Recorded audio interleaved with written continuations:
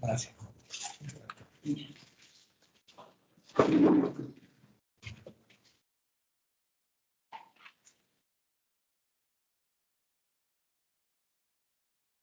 Ya es 1:33. ¿Ya empezamos o quieren esperar un minuto más? Podríamos ir empezando por el tiempo. Igual van a llegar con más. Ya.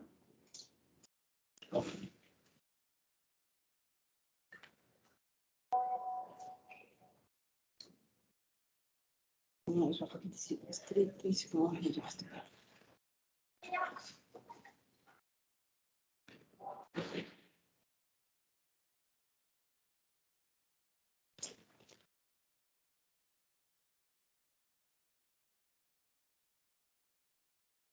Bueno, primero me voy a presentar. Yo soy la doctora Giovanna Sánchez, yo trabajo en el Hospital Nacional. ¿Ya? Soy gastroenteróloga ya más de 15 años, creo. Bueno, hemorragia digestiva es una patología que siempre va a venir por emergencia, va a estar en piso, el día menos esperado de un paciente suyo va a presentar sangrado digestivo. Entonces, es una emergencia, ¿no? Y que va a comprometer mucho el estado hemodinámico del paciente. Hablamos de hemorragia digestiva. Por ejemplo, cuando ustedes van, lo que más les preocupa a ustedes es el entrenamiento, porque ahora les toman exámenes, ¿ya? Para que puedan, creo, graduarse. Si le pone a un paciente, dice, varón de 48 años, acude por emergencia por dolor abdominal, distensión abdominal, hematemesis de aproximadamente, escuchen bien eso, de aproximadamente 1.2 litros, o sea, es harto, ¿no? El volumen. El antecedente tiene un antecedente de que es alcohólico crónico, el alcoholismo crónico. ¿Con qué presión ingresa? En 85, una frecuencia cardíaca de 110. Miren esos parámetros, ¿ya? Palmas hepáticas clínicamente, tiene ictericia de Piri y escleras. ¿Cuál sería el diagnóstico más importante del síndrome de hemorragia digestiva? Cáncer gástrico no puede ser. Puede ser también un síndrome de Mayer-Wills, pero no menciona que hay vómitos. Para que haya Mayer-Wills, el paciente tiene que tener vómitos, ¿no? Al examen, está chocado, con 80-50, está taquicárdico, 110, ya nosotros que con el antecedente de alcoholismo ya vemos que tiene estigmas hepáticos, palmas hepáticas, ictericia de Piri y escleras. ¿Cuál sería el diagnóstico más probable? Parece sangrado.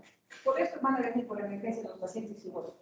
Cirróticos conocidos, o que ya uno lo tenga en gastroenterología y que ya han sido tratados y todo, o cirróticos que debutan. Pueden venir debutando con hemorragia digestiva. Hay cirróticos que son compensados y no saben que tienen cirrosis. Entonces, y debutan con hemorragia viciada. También hay otra. Según la clasificación de Forres para los signos de hemorragia digestiva, la descripción de Forres, ¿qué es la clasificación de Forres y para qué sirve? La clasificación de Forres solamente se utiliza para casos de hemorragia digestiva alta por úlcera gástrica. ¿Ya? La clasificación de Forres sirve para determinar cuál es el riesgo de resangrado que puede tener el paciente. Y tiene una clasificación que se la voy a mostrar después. Pero recuérdense, miren, coágulo adherido. Esas son preguntitas que las quería poner antes de que empiecen, porque necesariamente en los exámenes les va a llegar alguna pregunta de hemorragia digestiva. ¿Cuáles son las causas más frecuentes de hemorragia digestiva? Tenemos la úlcera péptica, el 42%. Entonces, casi la mitad de todas las hemorragias digestivas son por úlceras pépticas.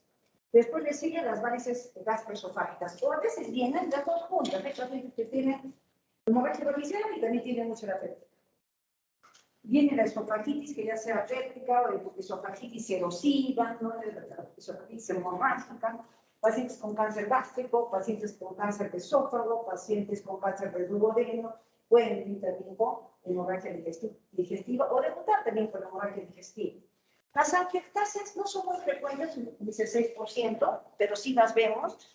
Por una microectasia, el paciente puede venir con una gran hemorragia digestiva. O también puede haber de la macroectasia, que es el estómago de sandía, por Watermelon, que es bastantes ectasias, o múltiples ectasias dentro del estómago. Tenemos pacientes que tiene múltiples etapas, ¿no? Y hemorragia, nosotros hacemos arcoplasma y la paciente viene con anemia y sin sangrar. Lo bueno es que no es tan frecuente. Myloid-Weiss, yo le pondría un poco más, pero la literatura nos pone 4%. Tenemos pacientes que debutan con Myloid-Weiss, aquellos pacientes que toman aire, los pacientes renales, los pacientes que toman alcohol no tienen costumbre, vomitan, ¿no? Y los pacientes con mastitis reumatoide son los que tienen más frecuencia de hacer síndrome de Myloid-Weiss. La lesión de Delacroix es una lesión vascular, es una malformación vascular, pero si bien es cierto no está frecuente, yo la habré visto en estos 15 años unas 3 veces, pero a veces no la diagnostican. Asumen que es una varice aislada o puede ser una úlcera, o a veces como este es un vaso aberrante, sale a la luz, sangra y después se vuelve a esconder y entonces es más difícil hacer el diagnóstico. Entonces, ¿cómo clasificamos las hemorragias? La hemorragia puede ser hemorragia digestiva alta, varicial, que tiene una alta tasa de mortalidad. Son las varices tanto esofágicas como gástricas, y tenemos la hemorragia digestiva no varicial. ¿Quiénes forman esto? Las úlceras gástricas, las úlceras duodenales, las esofagitis, etcétera, etcétera. Y esto generalmente las no variciales son por aires. Tenemos este cuadrito donde se categoriza o se va viendo las causas, cuál es la etiología y cuáles son la frecuencia de todas las hemorragias digestivas. Tenemos la hemorragia digestiva de origen infeccioso. El Helicobacter pylori, no tenemos pacientes, el Helicobacter pylori condiciona hipersecreción ácida y hay una alteración a nivel del epitelio, cuando hemos hecho la fase de gastritis, por su enzima proteasa, destruye el epitelio y condiciona la formación de úlceras, por eso les pone infecciosa el Helicobacter pylori. En pacientes inmunodeprimidos, los pacientes VIH, el citomegalovirus puede producir úlceras gástricas también. El herpes virus, cualquier otro virus puede producir, pero el más frecuente es el Helicobacter pylori. Tenemos la segunda causa, es los antiinflamatorios. Todo el mundo alguna vez ha tomado antiinflamatorios. Aspirina, los cardiópatas, los pacientes renales, los pacientes reumatológicos, ellos van a tomar muchos antiinflamatorios y también inducida por estrés. Dice, ¿cómo produce el estrés? Hay un paciente que ingresa con una apendicitis complicada, va a la UCI y comienza a presentar sangrado intestino. ¿Por qué? Porque está bajo estrés, hay una hipersecreción de corticoide interno, ¿no? Los corticoides también pueden inducir úlceras gástricas. Y también el estrés condiciona hipersecreción ácida. Tenemos que no solamente la ulcerosis, sino hay otras causas con menos daño, pero que también pueden producir cambios de hemorragia del intestino. Como hablamos en la clase de gastritis, depende del tipo de gastritis. Hay de unas imágenes, hay una gastritis erosiva, una gastritis inflamatoria, la esofagitis, las gastritis.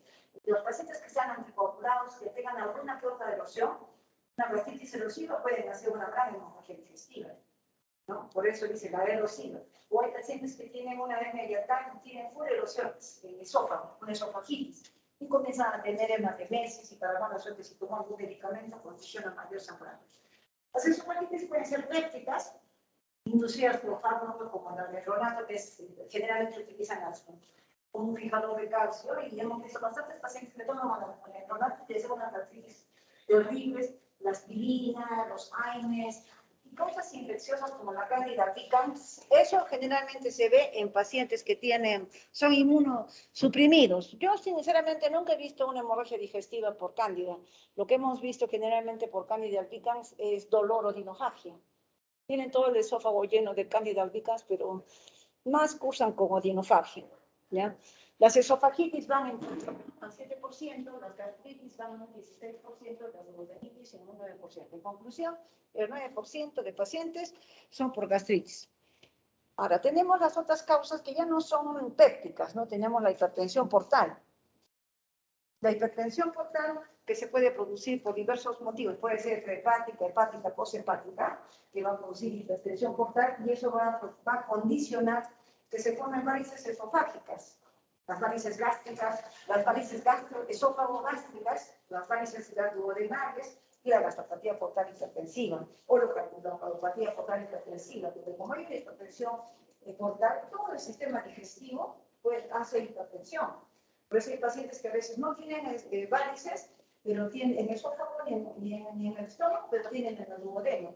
o hacen una colopatía portal hipertensiva, o hacen una gastropatía portal hipertensiva, donde parece una gastritis erosiva, pero el sangrado es en napa y eso es de mal pronóstico. Tenemos también las lesiones, malformaciones vasculares, como ya les mencioné, la lesión de Delafont, que no es muy frecuente, es un 2%, en general puede llegar hasta 5%. Las ectasias vasculares, como las malformaciones arteriovenosas, ahorita les voy a presentar las imágenes.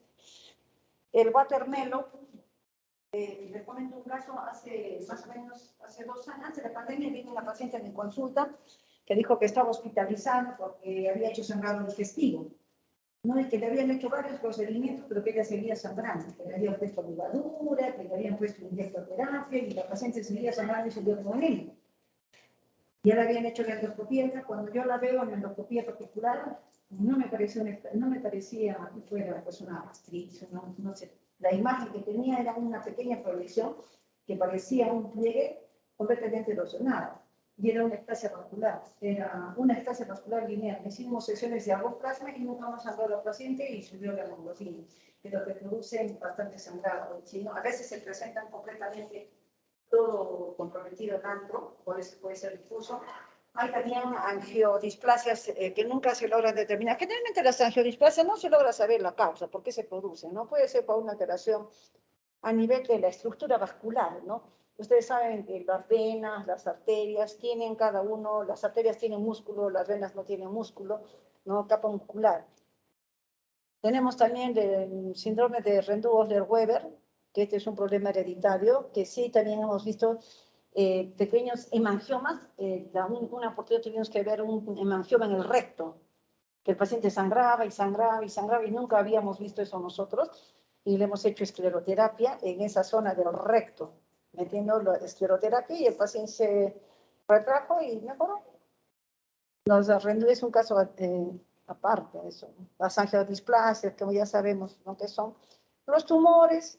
Los tumores también son causas frecuentes de hemorragias digestivas. Los tumores pueden ser benignos, pueden ser premalignos. ¿Cuáles son los tumores más frecuentes? Tenemos los GIS, que pueden ser ulcerados, los leiomiomas, que pueden ser ulcerados, los pólipos, que pueden ser pólipos grandes, hiperplásicos, friables, los malignos, como son el adenocarcinoma, los linfomas. Todos esos tumores van a producir sangrado. Por ejemplo, la semana pasada ha venido una señora que tiene un leiomioma, una lesión subepitelial, un tumor que en toda la superficie está ulcerado, y ella ha debutado con hemorragia digestiva. Se le ha tomado biopsias y se ha encontrado que es un GIS, un tumor estromal, ¿no? Pero a veces también han venido pacientes con tremenda tumoración y les tomamos biopsia, así, biopsia sobre biopsia, y sale leiomiomas gigantes, pero son tumores benignos.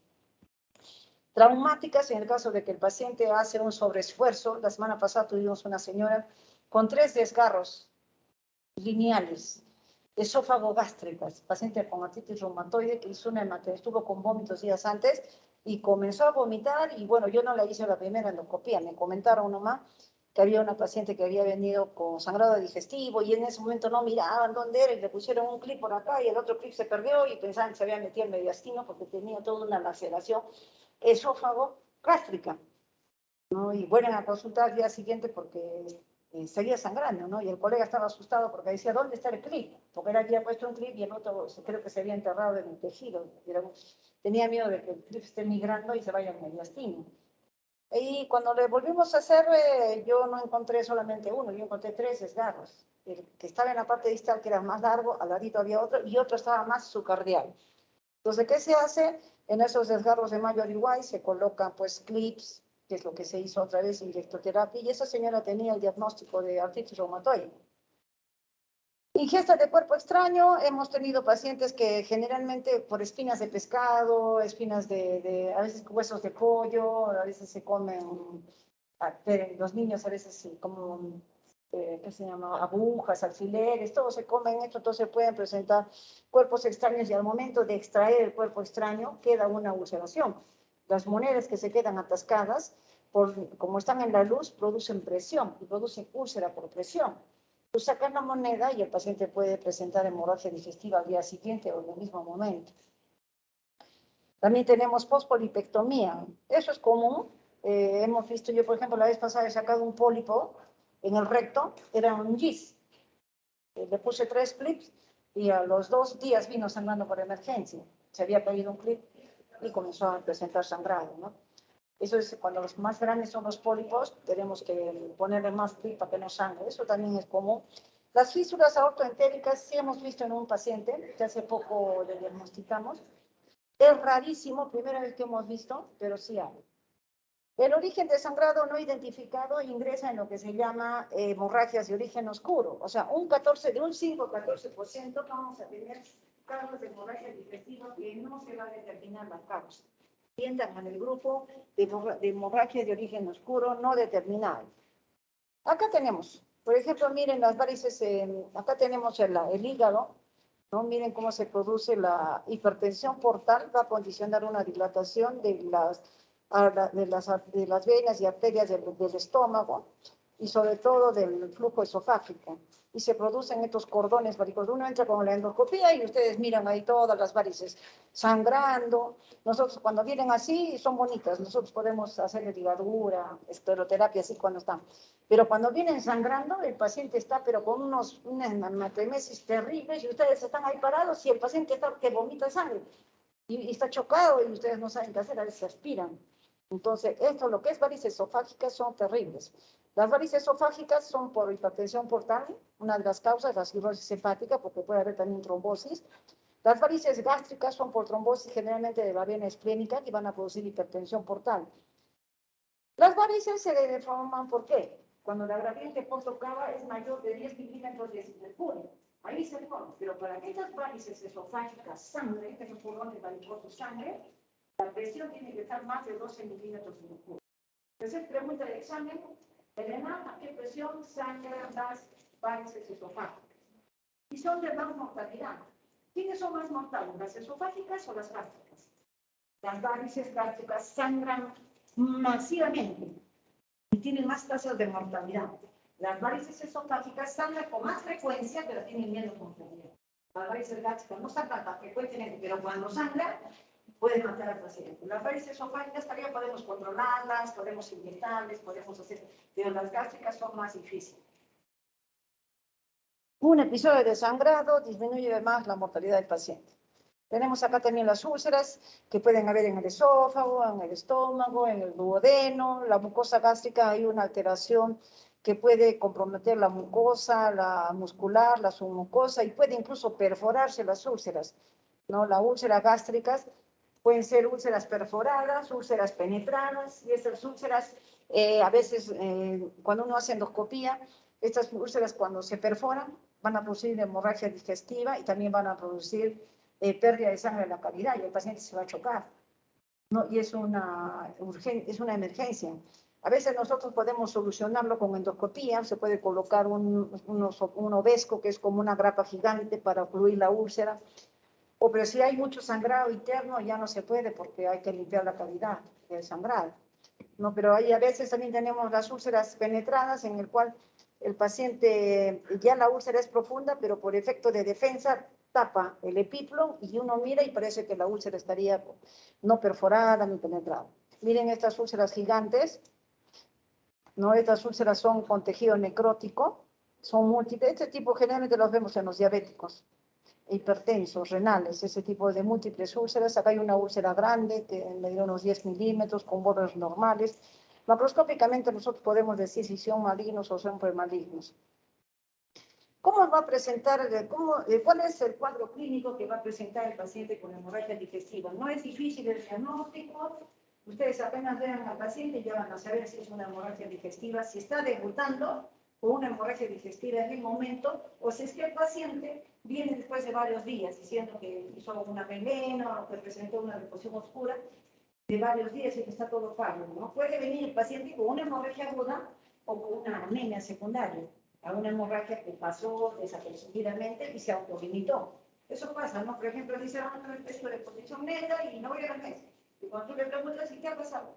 Es que he estado haciendo deposiciones negras, ya se paró solito y cuando tú le examinas, porque es un poco pálido y te sacas más datos, que estuvo tomando aire, que se cayó, que le pusieron inyectables y le pides un hemograma y el coche movilidad.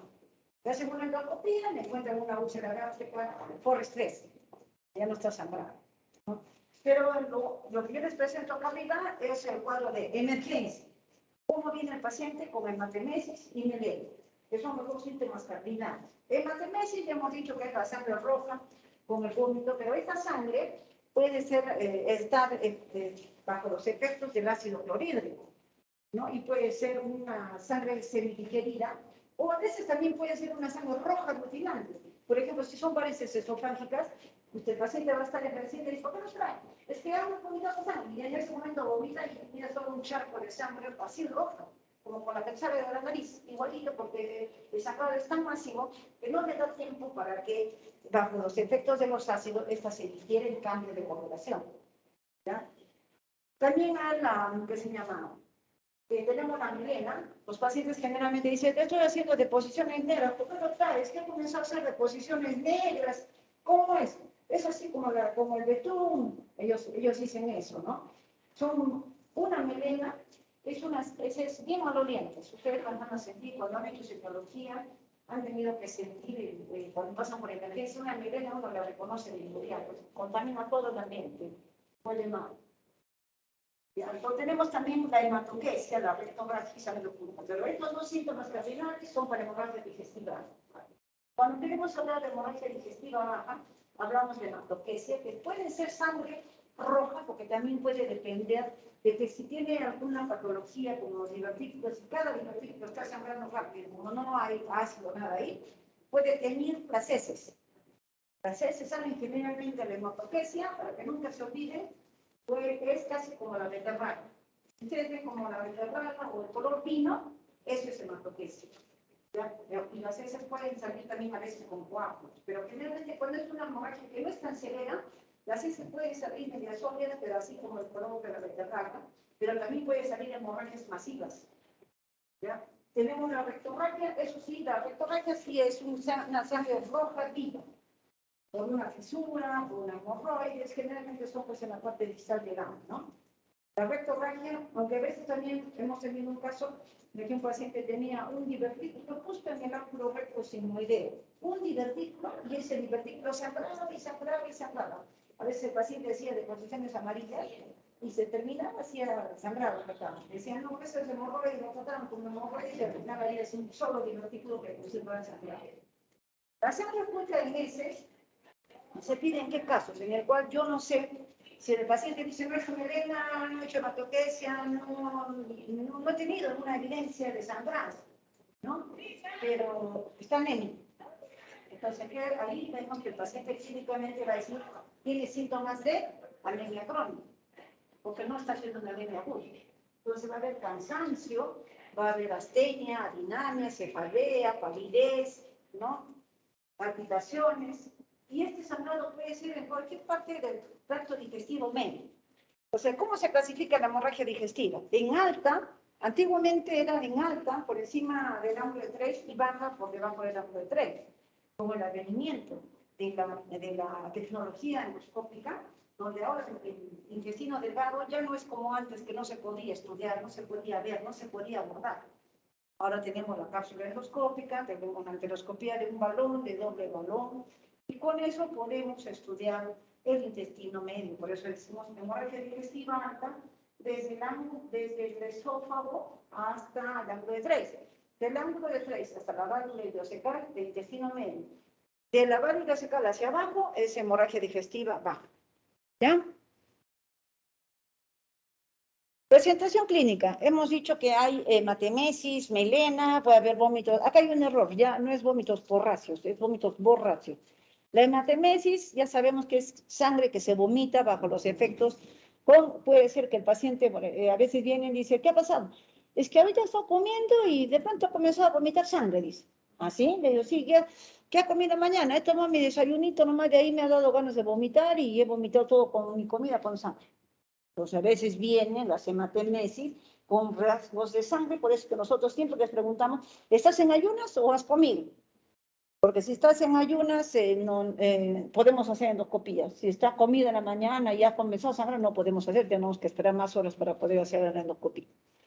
La melena ya hemos dicho que es una sangre digerida bajo los efectos de las sustancias químicas del estómago y pueden ser así como del color, yo lo comparo, ¿saben cómo qué?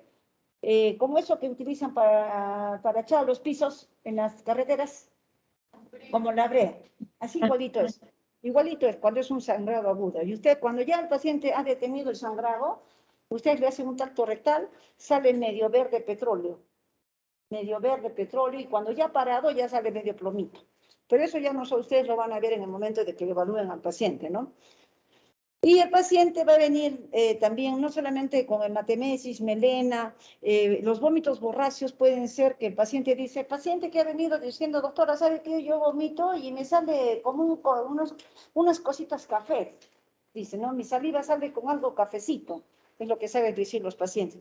O, por ejemplo, dice, no, ha vomitado y ha vomitado así como grumitos de chocolate. Eso se llama vómitos borráceos, no porráceos. Borracio es otra cosa, borras de café. ¿No? Como has visto el café, como es, quedan a veces con unas cositas así, eso cambia el color. Y otros signos como que el paciente va a venir dependiendo de la cantidad de hematemesis, de la cantidad de melena, va a presentar su cuadro clínico que puede ser con una hipovolemia severa, con una anemia aguda o con un shock hipovolémico. ¿Cuál es el manejo? Acá tenemos los parámetros, las clases de manejo de acuerdo al nivel 1, 2, 3 y 4. ¿Y cuál es el manejo inicial de un paciente que viene con hemorragia digestiva? Lo primero que tienen que hacer es medirle las funciones vitales. Igual como la primera pregunta, ¿no? ¿Está chocado? ¿Está inconsciente? ¿Está pálido?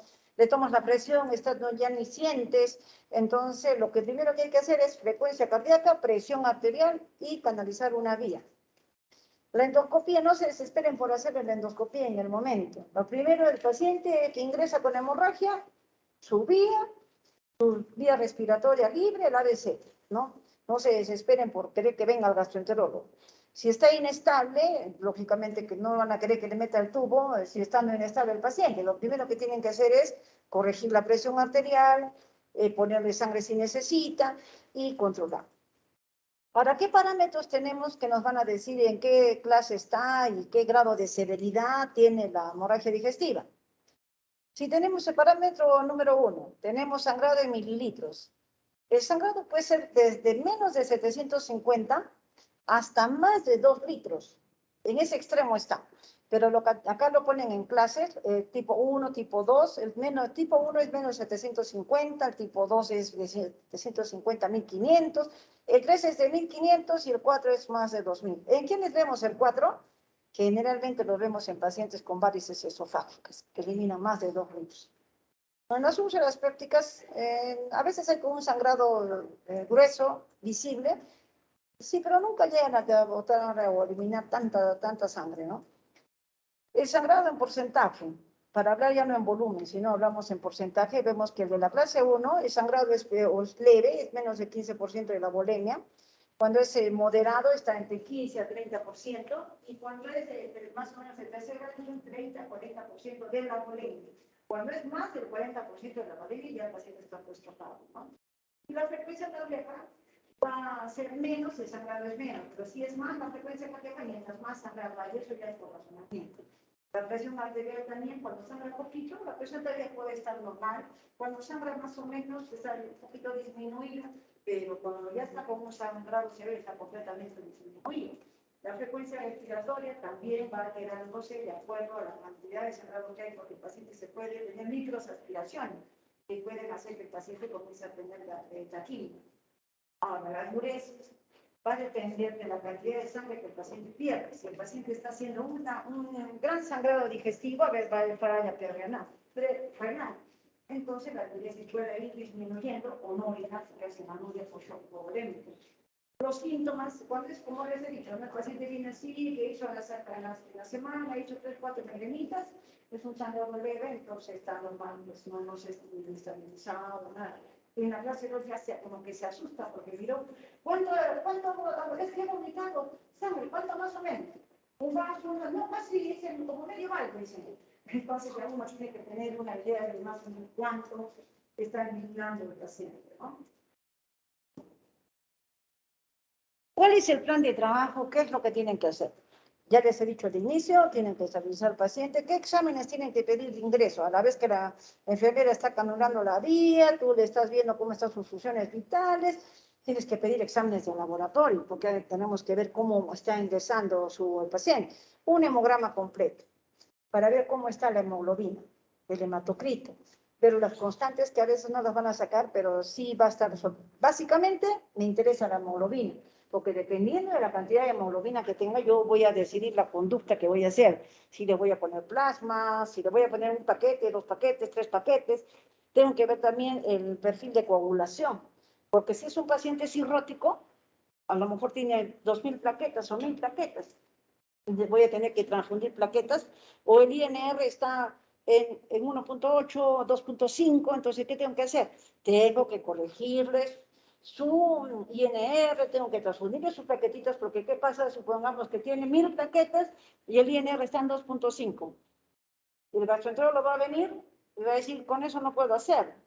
No le puedo hacer una escleroterapia, no le puedo hacer una ligadura, porque qué tal no miro y si cojo mal la liga se suelta y le hago toda una úlcera y va a sangrar peor. Entonces, por eso yo necesito siempre el INR, las plaquetas, porque a veces los internos en el Goyeneche, ya, piden que venga el gastroenterólogo y ni siquiera le sacan, ni siquiera han llegado los resultados del laboratorio. Nosotros no podemos hacer terapéutica endoscópica si no tenemos los exámenes previos.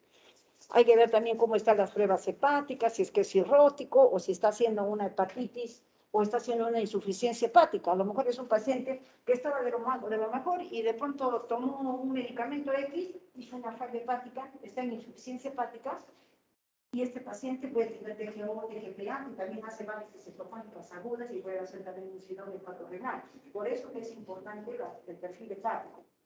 Y todo lo que es la parte interna, ver cómo está pues, su medio interno, ¿no?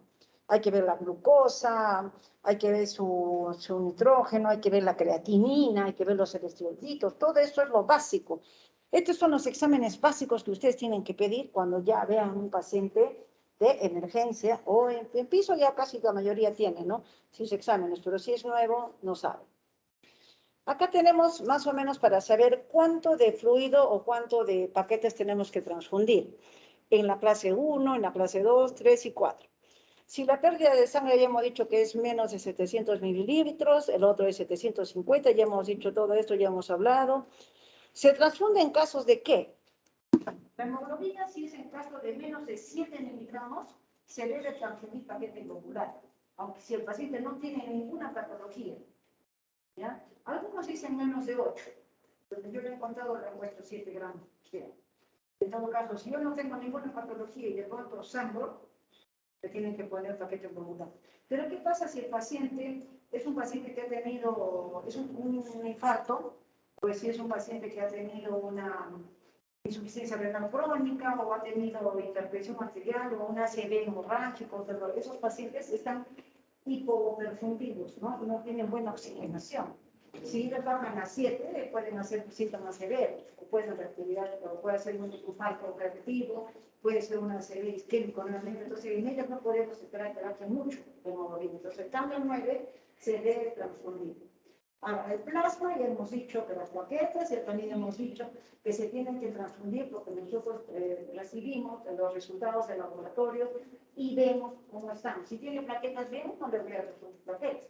Si tiene INR bien, no le voy a transfundir. Pero si tiene menos de 50.000 plaquetas, hasta 50.000 plaquetas se puede hacer algo.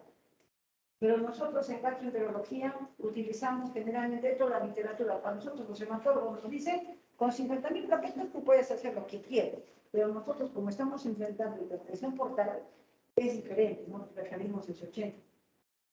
Ahora, si está el paciente chocado, la endoscopía se sugiere que se haga antes. ¿Por qué? Una vez que el paciente ingresó por emergencia y ustedes lo están estabilizando, le ponen sangre, le ponen fluido, pero nuevamente baja la presión. Otra vez está ya como que mejor y nuevamente comienza a bajar. Entonces ahí tenemos que entrar nosotros de la gastroenterología. ¿Por qué? Porque si son varices sangrantes, yo tengo que hacerle la ligadura de las varices, o hacer escleroterapia, o si veo y hay una linfoma o hay una úlcera, tengo que hacerle inyectoterapia, tengo que hacerle con plasma, tengo que botar el clic. Una vez que hago eso, el médico que está a cargo del paciente ya va a trabajar mucho mejor porque su paciente que lo estabilizó, después se le bajó nuevamente la hemoglobina, se hipotensó, entonces ahí entramos nosotros. ¿Ya?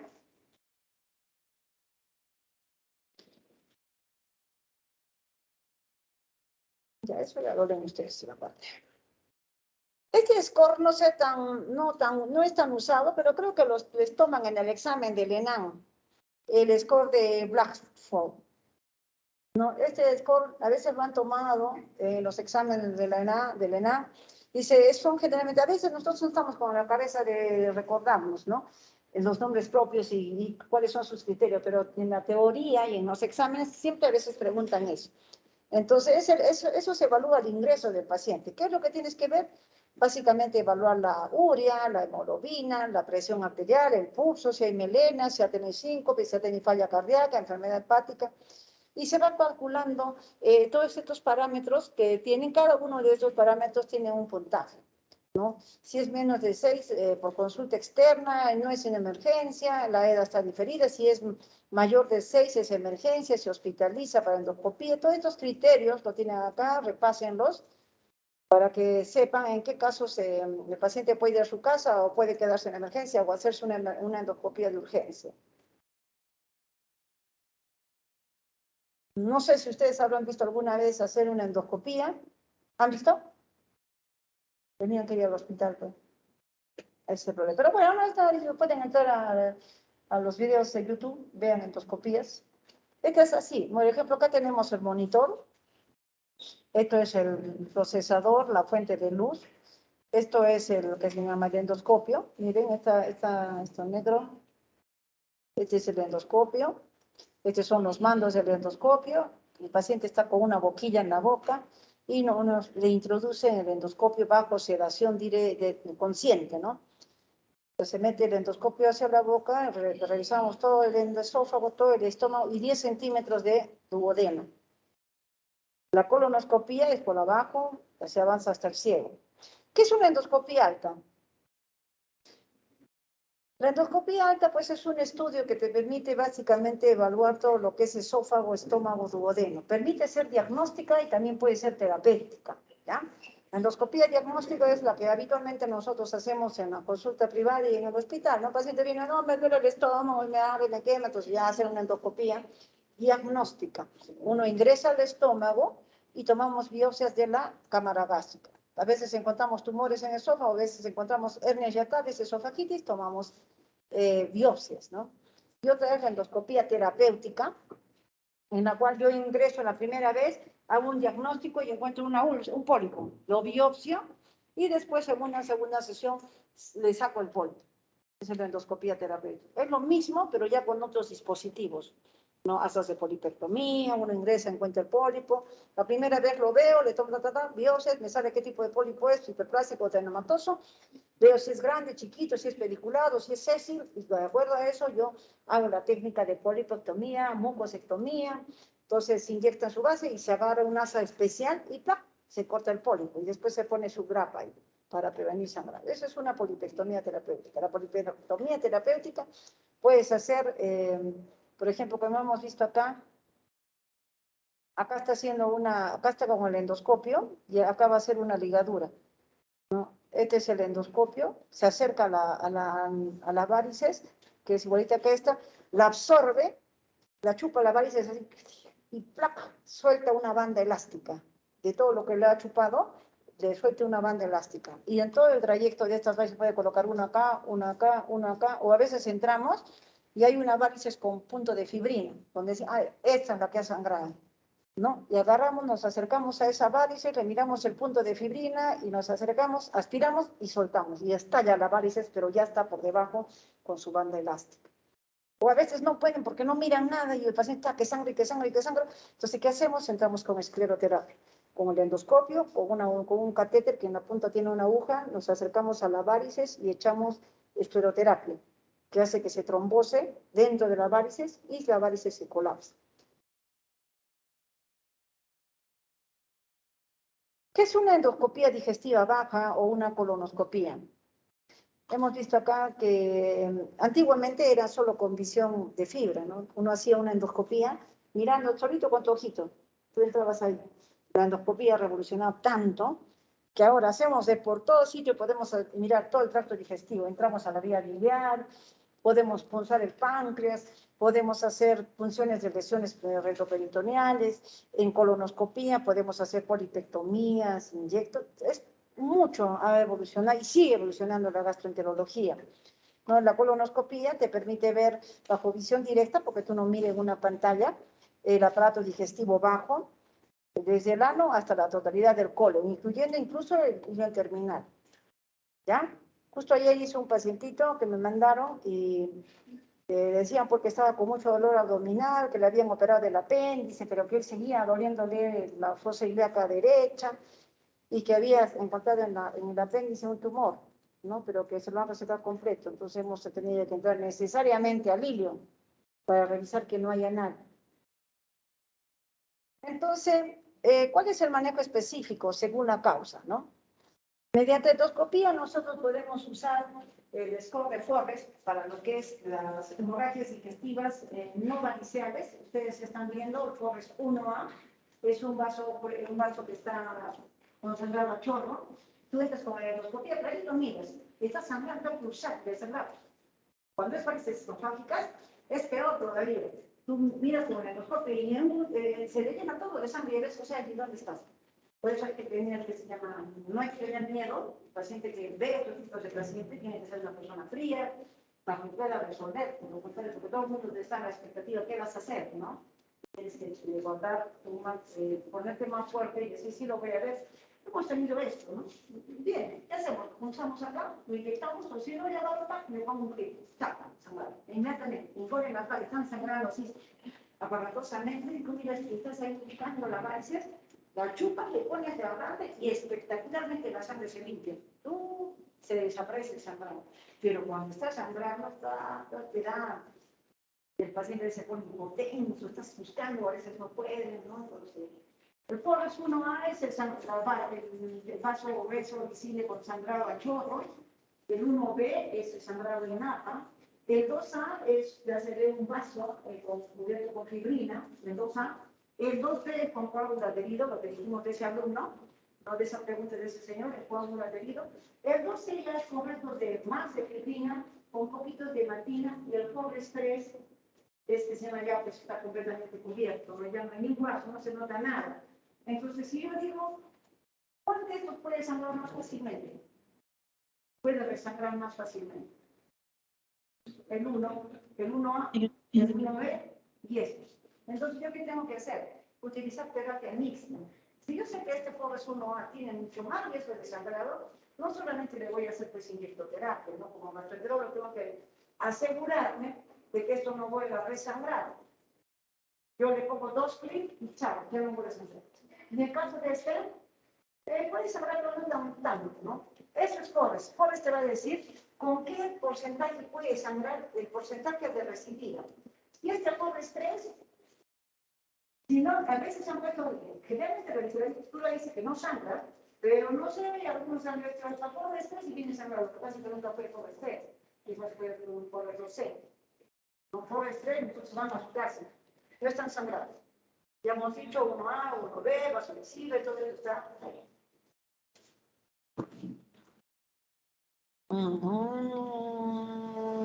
Los riesgos de resangrado, ya hemos dicho que el 1A tiene un 55-90%. Por eso tengo que asegurarme de que este paciente no vuelva a sangrar porque puede terminar en cirugía. El 1B tiene un 60-80%. El 2A, 35-55%. Si te ponen en la pregunta de examen, paciente de tantos años que tiene una úlcera Forrest 2B, el riesgo de sangrado es, tú ya sabes que es de 15 a 30%. El tratamiento quirúrgico es menos del 10% y la mortalidad es menos del 7%. Y en el Forrest 3, la lesión ya está limpia, ya no se ve ni una gota de sangre, el hecho está limpio, blanquito.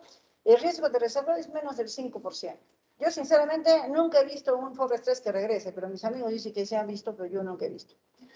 Y a lo mejor no han visto bien. O salvo que este paciente tenga, pues, alguna otra comorbilidad, ¿no? Puede ser un paciente diabético, hipertenso, que tiene insuficiencia vascular.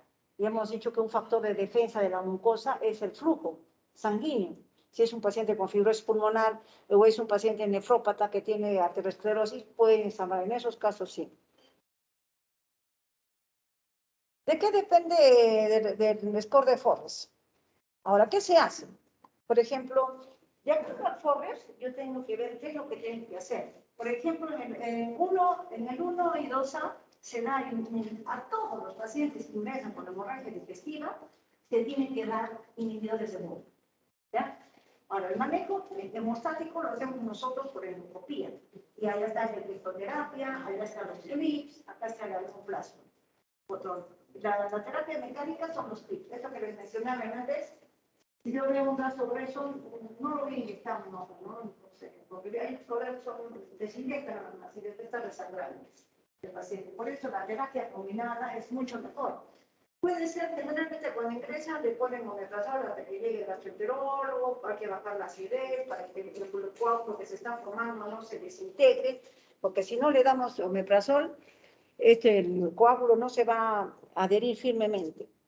En algunos casos, por ejemplo, el otro día hicimos una endoscopía, me llamaron para emergencia, me dice, paciente que ingresa por hemorragia digestiva, entonces mi colega bajó, ya, entonces, porque yo, me tocaba a mí, pero bajó mi colega, entonces mejor voy a ir yo, dije, no vaya a ser que vean algo. ¿Qué están viendo? Ah, mire, doctora, acá hay es como un tumor, decían, más o menos a la altura de un tumor, sí, parece un tumor, ¿no? A ver, ya tratan el equipo. Cuando yo miraba todo lo que colgaba, y yo, no, esto no es un tumor, esto es el que se llama la fibrina, se ha organizado tanto que está formando un aspecto que parecía tejido hiperplásico. Pues si yo no estoy segura, bueno, pasarme lo que hice acá, lo saqué. Pero primero antes de eso lo investigué. Saco todo eso y era un desgarro de Mayor White que estaba ocupándose con su fibrinita y su papulita. ¿No? Entonces, la visión de cada uno es diferente. Entonces, ¿qué se hace? Pues le digo, ¿cómo son con este bien? Inyectan y saca eso. Ah, ya había estado, dice, pensábamos que era un tumor. No es un tumor. Entonces, el paciente presentó su sangradito, ¿ya? Las varices esofágicas, como les decía, se hace la ligadura endoscópica. Ahora, el tratamiento médico, porque va a haber hospitales, nosotros, los gastroenterólogos, no están pues todo el tiempo en emergencia, ¿no? No es como en Lima, que hacen guardia. Acá, por ejemplo, en gastro, están de retén. A veces vienen, a veces no vienen. ¿Y qué pasa? Que el internista, el emergenciólogo, tiene que tratar de solucionar médicamente esto. En caso de varices esofágicas, tenemos que utilizar el osteotrin. Se habla de un bolo de 50 microgramos, o nos dicen 100, ponerlo directo y después ponerlo en infusión. Tenemos la terlipresina, que a veces en el Ministerio de Salud he visto que lo compran el paciente, pero creo que está 400 a 600 soles cada un poli y hay que ponerlo cada 6 horas, y es muy costoso. Entonces, en el seguro no lo compran, nosotros ponemos osteotrin y nos va muy bien, pero he visto que en la calle algunos pacientes les han colocado terlipresina. Ahora, ¿qué es lo más importante? Porque el paciente le está dando el tratamiento médico y el paciente sigue sangrando, pues. Hay que hacerle la terapia endoscópica que se debe hacer, es la ligadura. Es esto, la técnica de las varices esofágicas. Miren cómo se acerca el endoscopio, aspira la varices y estas banditas, ven unas banditas oscuritas, algunos son celestes, otros son negros, entonces se colocan ahí. Este es una varices con punto de fibrina. Se chupa la varices y se suelta la liga y se queda ahí como esta. Parece un bultito, parece un pólipo, pero acá abajito miren, está la banda.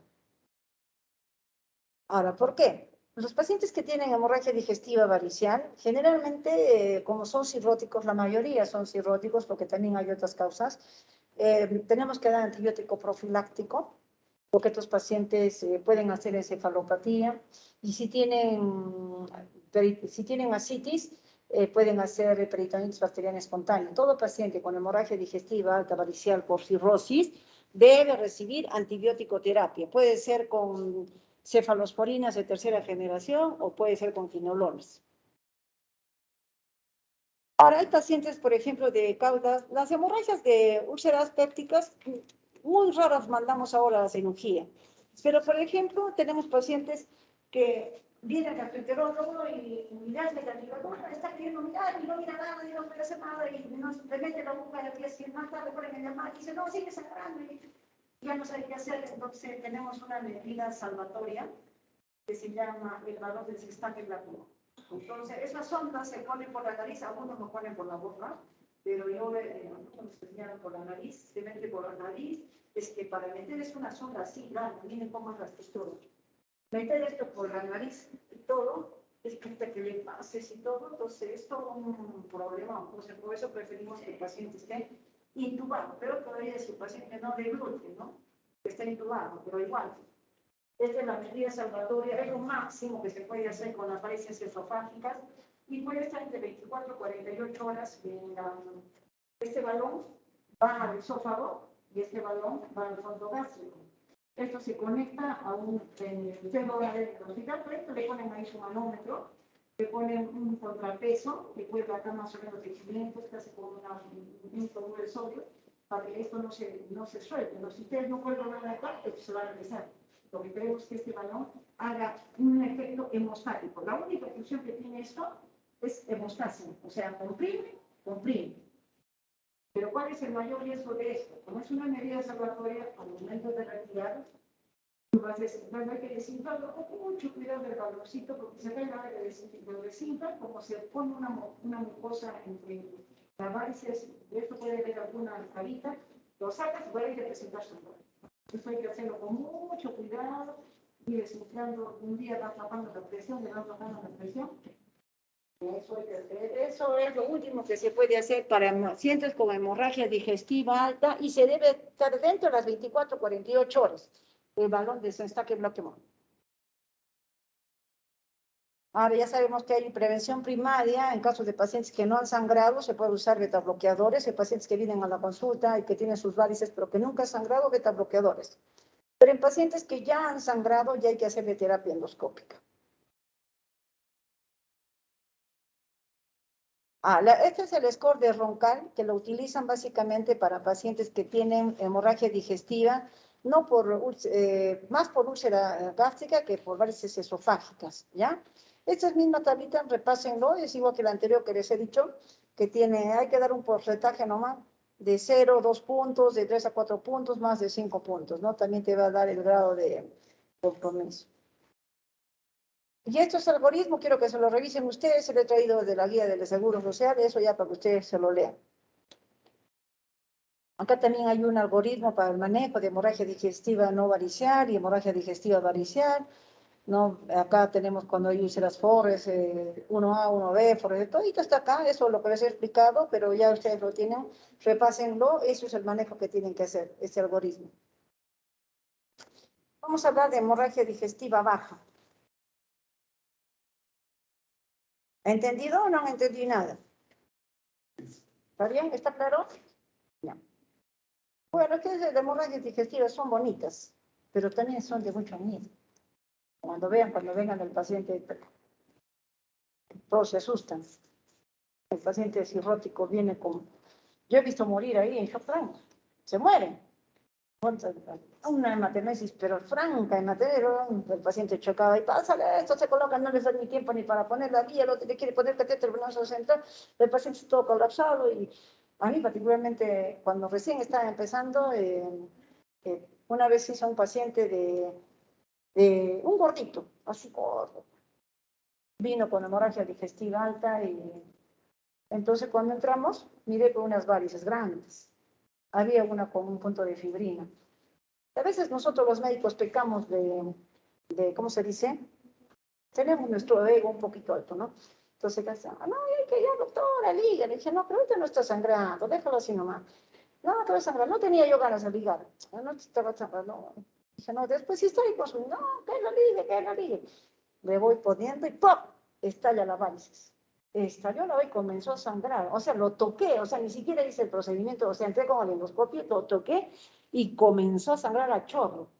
Y era que yo recién estaba empezando, tenía ¿cuántos años? 2 años de haber terminado la residencia.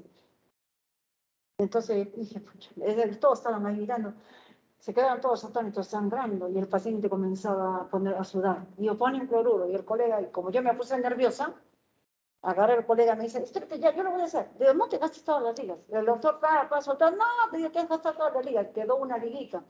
Yo dije, me pongo firme acá y tengo que hacerlo. Entré, me puse así seria, agarré, y la miro, y dije, ¿dónde encontré la varice? Porque todo está lleno de sangre. La veo, le pongo la última, diga que te va. Y el paciente, ¡pum!, dejó de sangrar.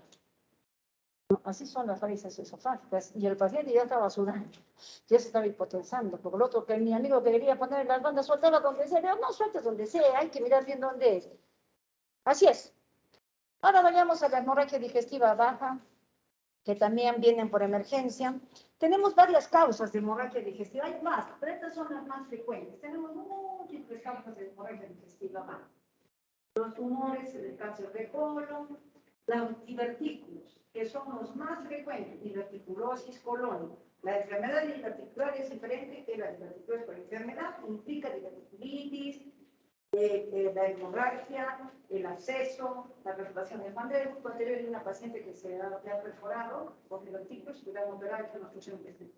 La diverticulitis es una inflamación del divertículo. Los divertículos se forman en el colon por convulsión, hay una alteración a nivel de la pared del colon, sobre todo más en el colon izquierdo. Hay mayor presión, porque el colon del lado izquierdo es menor que el colon del lado derecho, que es más presión. A diferencia del colon derecho sangra más, o del colon izquierdo sangra menos. ¿Ya? La colitis ulcerativa, hay pacientes que debutan con hemorragia digestiva alta, las hemorroides, las fisuras pueden sangrar también, los pólipos del colon, pueden sangrar. Hay úlceras también en el colon, úlceras solitarias, úlceras por AINES también hay en el colon, hay colitis por AINES, pero dentro de los más frecuentes son estos.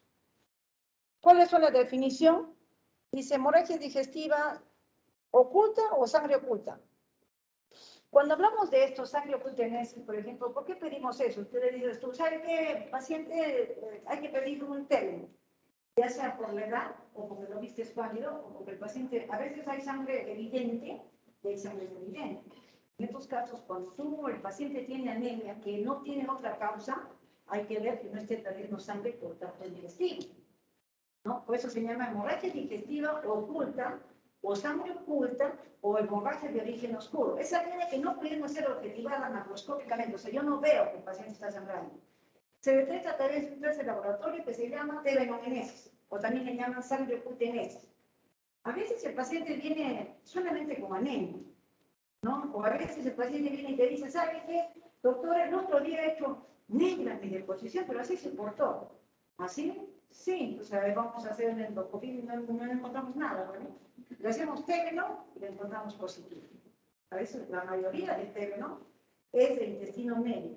Pero si queremos hacer algún screening del colon, pidamos teleno o sangre ocultenesis. Ya hemos dicho que la hemorragia digestiva baja es por debajo del diámetro de 3, en la literatura ha cambiado actualmente. También puede haber, que se llama, el sangrado puede ser proximal, puede ser distal, como ya les dije. Estamos viendo acá la hemorragia de origen oscuro. No corresponde hacerlo, pero es porque eso es otro capítulo. Pero lo menciono porque sí hay en la práctica, vienen. También se describe como hemorragia persistente o hemorragia recurrente, que puede ser aguda o puede ser, que se llama, con anemia crónica. Por ejemplo, tuvimos una paciente el año pasado que vino con, dijeron melena, ¿no? Han ido melena con melena la paciente. Y agarra y hace la endoscopía alta, nada. La colonoscopía, nada, el TB no estaba positivo. Y bueno, como no encontraron, hicieron la cápsula endoscópica, no encontraron nada, entonces le dieron de alta. Entonces la paciente se fue a la clínica de Arequipa porque un día vino mal, dice que volvió a hacer deposiciones negras. Y va a la clínica de Arequipa y dice, pues efectivamente la hemoglobina se le bajó a 7, le han tenido que poner sangre, y le ofrecieron hacer la cápsula endoscópica que le iba a cobrar más de 5.000 soles. Entonces, ¿qué ha podido pasar, no? En el hospital. Porque sí hay una evidencia de sangrado. El TB no sale positivo, pero no tiene nada en arriba y nada abajo. Entonces se llama hemorragia de origen oscuro.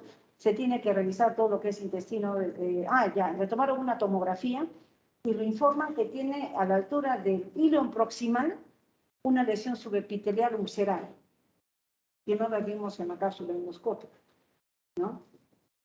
Entonces, ¿cuáles son las causas de hemorragia de origen oscuro? Tenemos las angiodisplasias. Las angiodisplasias pueden ser puntiformes hasta de menos de un milímetro. Pueden estar en todo el tracto digestivo o pueden estar en el ilion, pueden estar yeyuno, son puntitos de que el paciente sangra lentamente o agudamente. Hay una clasificación de eso.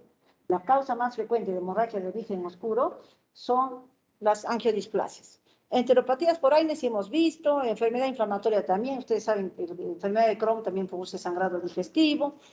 Los leiomiomas, los tumores carcinosos, todo esto nosotros lo vemos en el intestino delgado, el divertículo de Meckel, la enteritis por radiación, la lesión de Delafoy que puede estar en cualquier parte del tracto digestivo.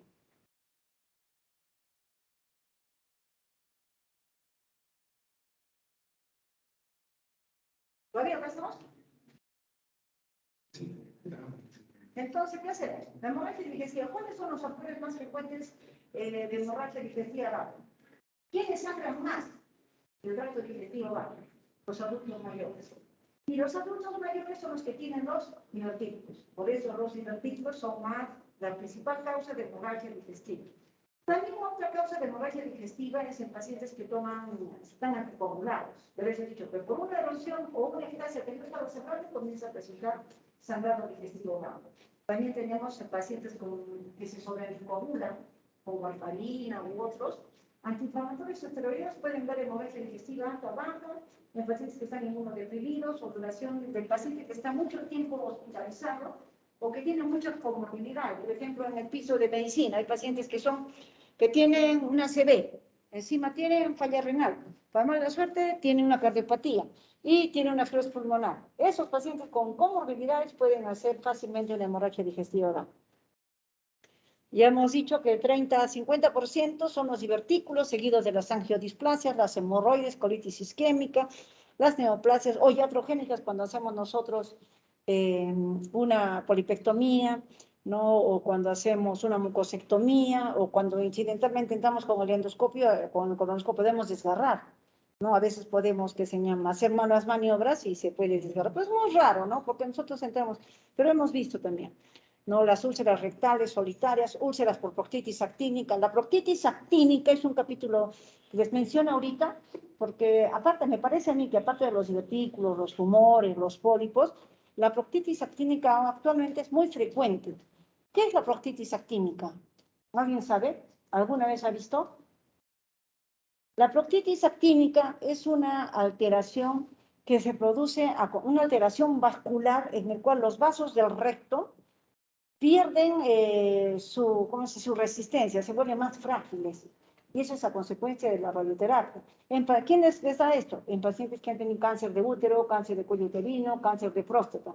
Si ustedes ven un paciente que ha tenido cáncer de cuello uterino, útero, ovario, o paciente con cáncer de próstata, que ha recibido radioterapia y está sangrando al mes, al año o a los 20 años puede sangrar. Y eso se llama proctitis actínica. Antiguamente estos pacientes se morían. Venían y venían y venían por emergencia y no teníamos el equipo de argón plasma. Yo lo leía solo en los libros. Y ahora ya tenemos ese equipo. Digamos, ya hemos dicho que las causas más frecuentes están en la misma tabla. Las causas de hemorragia de intestino delgado, ya hemos dicho. ¿Se acuerdan que les mencioné que esta señora tiene un GIS? Linfoma, carcinoide. No es tan frecuente la patología de intestino delgado que encontremos nosotros con frecuencia esos tumores. Más lo que podemos encontrar son, de todas las veces que he hecho enteroscopía doble de balón, la causa es las angiodisplasias. Una vez hemos encontrado un pólipo, ¿no? Otras veces hemos encontrado estenosis o enfermedad inflamatoria, enfermedad de Crohn. Esas son entre las causas más frecuentes.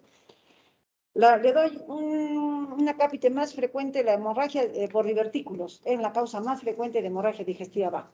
Los divertículos son los que más producen sangrado digestivo. Ya saben que estos pueden cursar por hematoquesia o pueden incluso tener renterorragia. Y estos pacientes, estos divertículos pueden sangrar en forma espontánea o pueden sangrar por consecuencia de los AINES. Por ejemplo, ¿qué pasa en las personas de la tercera edad que son los que tienen los divertículos? Toman aspirina, les duele las articulaciones, toman antiinflamatorios y sangran. Generalmente esta hemorragia es indolora. Sangran por la madrugada y el paciente solamente refiere un leve retortijón abdominal. Mira, ¿qué pasó, señor? ¿Cómo ha empezado? No, yo estaba durmiendo y de pronto me dio como un pequeño cólico y me mandó al baño y ya comencé a eliminar todo el sangrado. Así siempre va a decir el paciente. Acá tenemos un divertículo sangrante. Todos estos son los divertículos del colon. Esto es un colon. Miren cómo cuando sangran los divertículos, no va a sangrar solamente uno. pueden sangrar todos los, el paciente puede tener una pandiverticulosis. Si bien es cierto, los divertículos son más frecuentes en el lado izquierdo por el aumento de la presión, no significa que no pueden tener en transverso o en colon derecho. Hemos visto pacientes que tienen una pandiverticulosis, todo el colon lleno de sangre, tú estás mirando, uno sangre de acá, el otro sangre, el otro sangre, entonces, cuando podemos hacer esa terapia mecánica con el clip, acá cuando es uno que otro divertículo por ahí, ¿no? No tiene muchos, pero para mala suerte tiene a veces uno y de uno sangre. Podemos hacer esa terapia. En algunos casos le podemos hacer inyección, pero en otras, para suerte, no, si tiene 100 divertículos, no le vamos a poner 100 clips, ¿no? Un 80% de estos pacientes dejan de sangrar espontáneamente.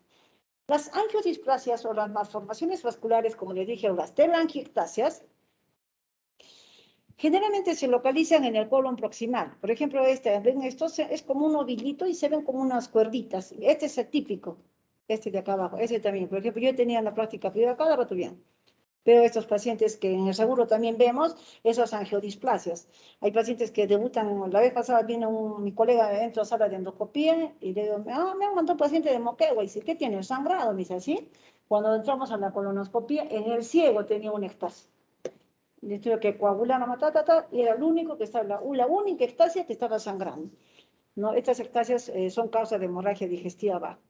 Ahora, en algunos casos pueden debutar solamente con anemia crónica. Puede ser un hito que sangra intermitentemente o a veces pueden presentarse varias angiodisplasias. ¿Cuál es el lugar más de preferencia? El colon proximal en el colon derecho, porque es la zona más vascularizada. Acá tenemos también otra causa de hemorragia digestiva, tenemos los tumores de colon. Este es un tumor de colon.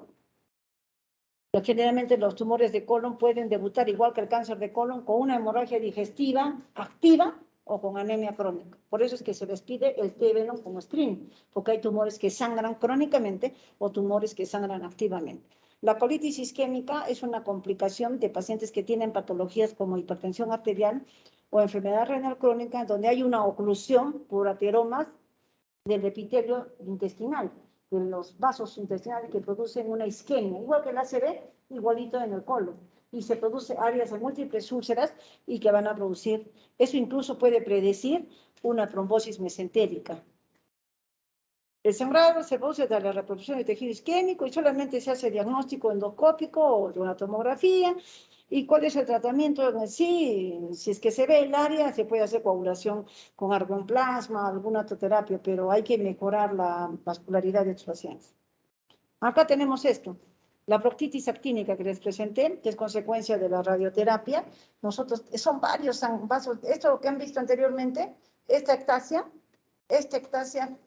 los vemos así, son múltiples en la proctitis actínica, son varios por radiación. Entonces, ¿qué hacemos nosotros? El tratamiento de elección es el argonplasma. Coagulamos a cada uno de estos.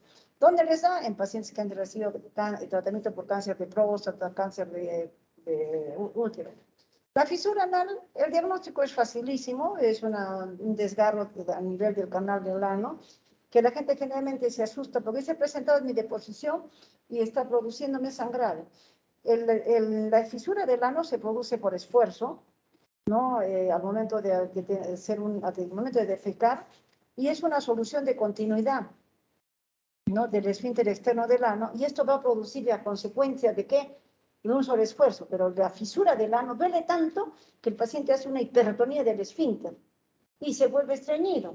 Y si tú no le corriges o no le das preventivamente un medicamento que le ablande la deposición, va a estar sanando la fisura y el paciente va a empujar un poquito y nuevamente. Y así se vuelve en el tiempo una fisura crónica. El dolor es intenso y generalmente el diagnóstico lo hacemos nosotros mirando. Acá tenemos las hemorroides, esta es a la retroflexión, hay hemorroides internas, estas son las internas, estoy con el endoscopio volteado hacia arriba. Las hemorroides internas, el tratamiento de las hemorroides internas. Generalmente uno de los principales síntomas de las hemorroides son el sangrado y la trombosis. Se pueden trombosar y pueden sangrar. ¿Cuál es el tratamiento? Tratamiento de apnea del grado. Hay hemorroides de primero, segundo, tercer y cuarto grado. De primer y segundo grado, tratamiento médico, con crema, supositorio. Entre segundo y tercer grado, tratamiento endoscópico. Se hace ligadura de hemorroides o fotocoagulación. Entre tercer y cuarto grado, sobre todo los de cuarto grado, el tratamiento es quirúrgico. Eso también he visto que les toman en el ENAM, como pregunta. ¿El tratamiento de las hemorroides de cuarto grado cuál es? Y la polipectomía, ¿no? Acá tenemos, miren, un pólipo, yo le saco el pólipo. Si no miro bien el lecho, o veo que el lecho que después de que he sacado el pólipo lo veo muy rojizo, ese paciente va a sangrar. Ahora, esto es, mira, sustancias cuya ingesta pueden simular una hemorragia digestiva. Esto es muy común, nos ha pasado. El paciente viene y dice, no, he hecho mis deposiciones negras. Y, ¿pero qué ha comido usted, señora? ¿Qué ha tomado? No, nada, solamente toma bismutol. Dice. Ahí no le dijo el médico que iba a ser negro. Entonces hay que decirle a los pacientes, si ustedes le dan un medicamento, ¿qué va a cambiar la coloración de las heces? Pues hay pacientes que, por ejemplo, comen la morcilla, como es sangre, cambia también el color de las heces, las espinacas, come mucho chocolate, entonces siempre hay que hacer un diagnóstico de eso, porque ¿qué pasa si el paciente dice, no, pero de hecho mi deposición negra, le pedimos una hemoglobina y hacemos un tacto rectal y la hemoglobina está bien, pero señora, ¿no ha comido esto? Ah, sí, estoy tomando hierro, dice. Entonces todos ustedes tienen que preguntar eso. ¿Cuál es la clínica? Ya hemos dicho que la hematoquesia puede ser sangre roja, fresca y brillante, que no puede ser mezclada. En algunos casos, si el sangrado viene desde el ciego y las heces están en todo el trayecto, entonces va a colorear las heces y va a salir, por eso les decía, color vino o tipo beterraga. Pero si es que la deposición es más proximal, puede salir más amarillo bañado de rastros de sangre. Ahora, si es más abajo, un divertículo en sigmoides, ahí va a salir pues, con coágulos y va a salir rojo vivo, hasta con coágulos. La rectorragia es sangre roja viva rutilante, eso ya lo saben. ¿Y el pronóstico qué lo va a dar? O sea, ¿de qué depende de que estos pacientes puedan ir a cirugía o no? Ya hemos dicho, el 80% de sangrado, tanto alto como bajo, se autolimitan. Entonces, ¿de qué depende del pronóstico? De la presión, de la frecuencia cardíaca, de la hemoglobina, de la necesidad de transfusión y de las comorbilidades que el paciente tenga. Acá tienen un fluxograma para que puedan hacer el tratamiento, el manejo agudo del igual que la hemorragia digestiva, estabilización hemodinámica y esperar que el paciente pueda responder espontáneamente, el sangrado pueda ceder. Si no cede y el paciente termina en tratamiento quirúrgico. En casos de hemorragia de origen oscuro, ya ese es otro capítulo, hay que utilizar otros métodos diagnósticos. Siempre hay que evaluar, hay que hacer el examen rectal. Si ustedes no hacen examen rectal, se van a equivocar y van a tratar otra cosa.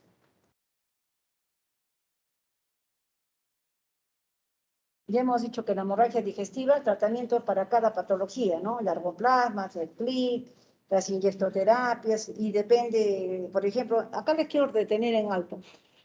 En pacientes de hemorragia de origen oscuro, que puedan tener, que se llama, y no logran determinar el punto de sangrado, hacen lo que es angioten, la angiografía. Antiguamente hacían arteriografía, y que se llaman, con eso pueden determinar, pero cuando son angiodistasias muy pequeñitas no las van a ver, salvo que se haga una cápsula, y la cápsula también tiene sus limitaciones. Pueden mirar cierto lado y cierto lado no. La enteroscopía de doble balón también, todo tiene sus limitaciones. Bueno, creo que ya están cansados, los veo cansados, o están de hambre. Bueno, eso ha sido la clase. ¿Les ha gustado? Y si están, léanlos todas, hay cositas más que ya no les quería explicar, pero los veo cansados que ya que quieren irse. ¿Ya? ¿Alguna pregunta? Bueno, ya. Te dejo las diapositivas. Yo voy a hacer mi correo. Ya pues, ahí queda. Entonces nos toca, creo, mañana, creo.